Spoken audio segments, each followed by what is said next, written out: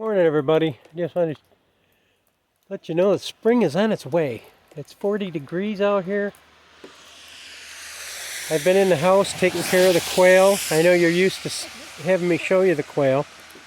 I just wanted to give you a shot and to talk about other things than the quail that we do here on the farm. I gotta watch this hill because it gets pretty slippery down here because this is the last place it thaws out on my walkways. So I gotta be careful going down this because it's icy. But if I walk over here onto the snow a little bit, it won't be so bad. I can hear it crunching under my feet. And with a bad hip, you don't want to go too fast. You gotta find spots to step onto. Once I get down the hill, I'll be fine.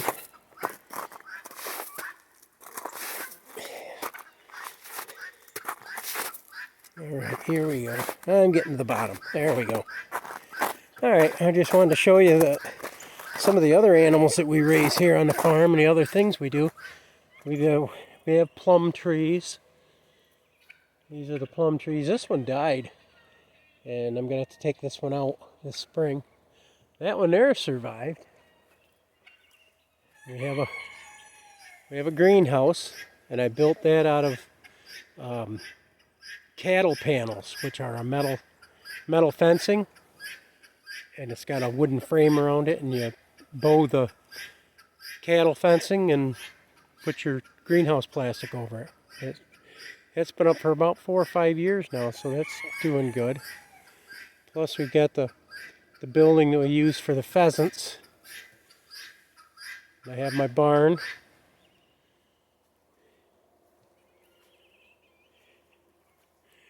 We have other things too. These are gooseberries that I planted a few years ago.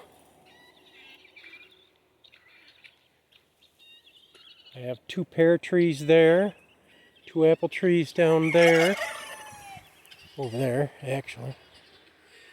And then there's 2 hazelnut bushes, and there's 2 peach trees down there.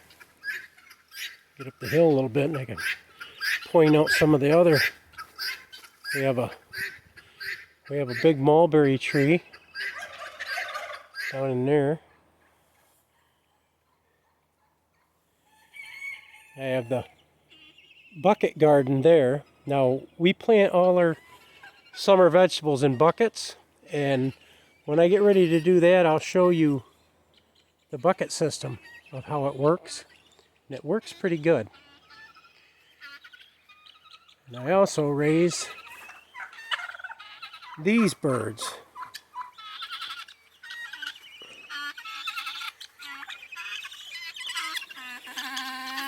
They're looking to be fed, so I still got to do that.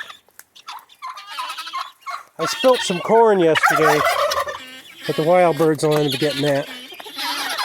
We've got turkeys and Brahma chickens. All kinds of turkeys. I think we have 8 of them, or 9 of them. 4 big toms and the rest are all hens.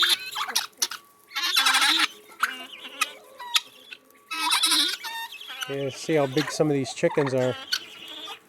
These guys are huge. This is Tiny, our light Brahma rooster. He stands about 2 feet tall right now. Probably weighs about 12 or 15 pounds by himself. We have some guinea hens, a couple of white ones and some lavender blues. We got some small banny roosters I gotta take to the auction this spring. Ruthie wants me to take some of these turkeys too, but I think we're just going to butcher them.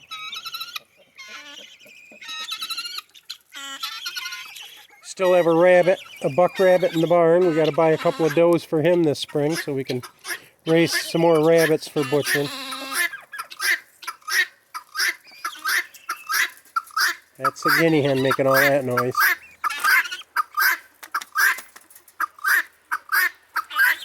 The white one over there.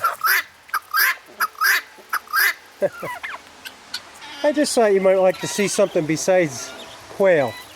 Now when we get ready to bring our quail outside, I have a big long cage in there that I put them into.